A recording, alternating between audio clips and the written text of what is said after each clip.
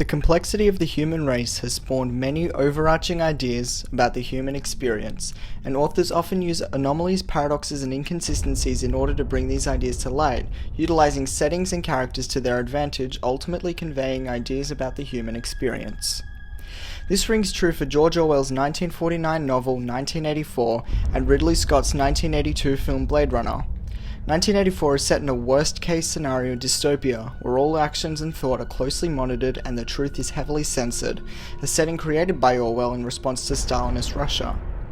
Blade Runner is set in a dilapidated Los Angeles in 2019, in which all ecosystems have broken down and features heavy instances of consumerism.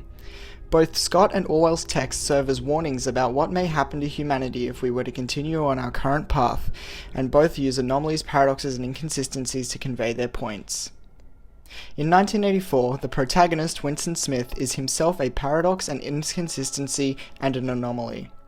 The reader gets a clear view of the oppression he and his fellow citizens face at the hands of the party and their totalitarian rule.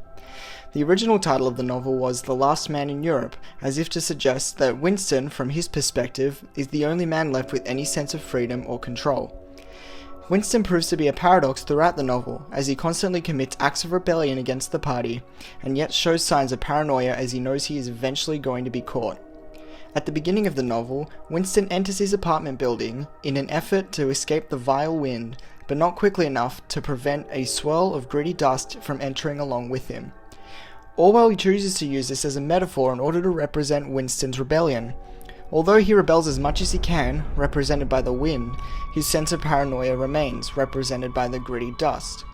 That Winston is himself a paradox can be seen in his line of work. He works at the ironically titled Ministry of Truth, where he erases the reality the citizens face, yet chooses to record the truth in the diary he keeps, an inconsistent action to the party's ideology. He knows that he is eventually going to be caught, as can be seen through Orwell's contrasting language when he observes, whether he went on with the diary or whether he did not go on with it made no difference. The thought police would get him just the same. A major plot point is Winston's sexually defiant relationship with Julia, but this too proves to be a paradox. Although he loves Julia, he eventually betrays her when faced with his worst fear, a rat, a clear anomaly. The sheer thought of the rat biting his face causes him to go mad, as seen through the repeated exclamatory, "Do it to Julia, not me, Julia." The ultimate paradox, however, is Winston's final stance on Big Brother. He spends the majority of the novel hating the figure, but his spirit is eventually broken and accepts that he loves Big Brother, as seen through the tone of certainty in his narrative. The struggle was finished, he had won the victory over himself, he loved Big Brother. Similarly, in Blade Runner, an inconsistency in behaviour amongst the replicants and humans is seen when Roy, the leader of the replicant resistance, comes across the dead body of fellow replicant Pris. A close-up shot shows him kissing her in a sign of love and empathy, clearly an anomaly in terms of expected behaviour towards replicants.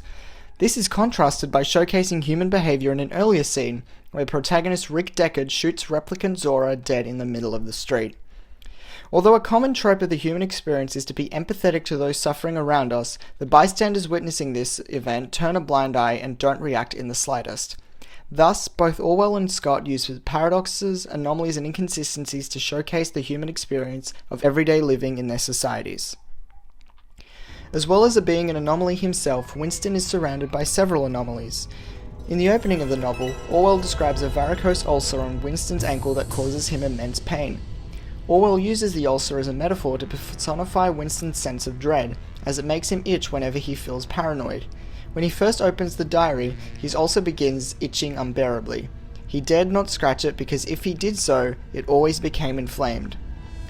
Orwell uses this to convey the idea that if Winston scratches the itch, relieving the pain, it will become inflamed, getting worse. This quote has broader overtones, implying that if Winston writes in the diary and actively defies the party, thereby scratching the itch, he will be captured by the party and will be left in a worse state than before, thereby being inflamed. After he and Julia meet, however, his state of paranoia slowly disappears as he is of the knowledge that he is not the only person actively defying the party. As his paranoia disappears, so does his ulcer. During the month of June, where it is said that Winston and Julia met several times, his varicose ulcer had subsided, leaving only a brown stain on the skin above his ankle. Once he is captured, however, he is left in a state of anticipation as he wonders what the party will do to him. This causes his ulcer to return and, as Orwell previously prophesied, inflame. In Blade Runner, the leader of the replicant resistance, Roy, is an anomaly, much like Winston in 1984.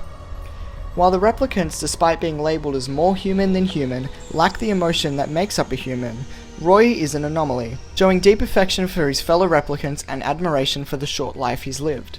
The final Tears in the Rain monologue shows that Scott is portraying Roy as omniscient and omnipotent, as shown by, "I've seen things you people wouldn't believe." Roy fulfills the Tyrell Corporation's claim that the replicants are more human than human, as his actions ironically act as a caution to humanity. Both Scott and Orwell use anomalies in order to convey the importance of the human experience. The party in 1984 displays several inconsistencies, paradoxes, and anomalies. A paradox is the slogan the party's Ministry of Truth repeatedly shows: war is peace, freedom is slavery, ignorance is strength. Orwell uses these slogans to convey the level of submissiveness the citizens have resorted to. The decision to make these phrases in all capitals makes them seem all the more important and even preachy in a way. As well as this, the party is inconsistent in their political opponents. Throughout the text, the party is said to be at war with one of the other two continents, but the specific continent keeps changing from Eurasia to East Asia and the other way around. Even still, there is no textual evidence that the war is actually occurring or that the other continents actually exist. The party is also inconsistent in the origin of Big Brother and whether he is a real person or not. When Winston is finally caught by the Thought Police, it is revealed that they had been watching him the whole course of the novel. Yet, it is suspicious that the Thought Police never acted on anything and spent as much time as they did watching Winston actively defy the party. An inconsistency in the climax of Blade Runner occurs when Deckard hangs off a roof and Roy chooses to save him. A close-up shot of Roy's hand as he saves Deckard shows the mark of the crucified Christ. The use of this religious illusion conveys the idea of Roy as the saviour of what has become a dystopian world. The scene ends with a beat of hope as Roy releases a dove as he passes away. The backdrop of the industrial landscape whilst Roy releases a white dove, a symbol of peace, visually portrays to the audience that the hope that humanity can still return to its natural order. Both 1984 and Blade Runner are iconic texts that, in their own unique way, use anomalies, inconsistencies, and paradoxes to illustrate ideas about the human experience.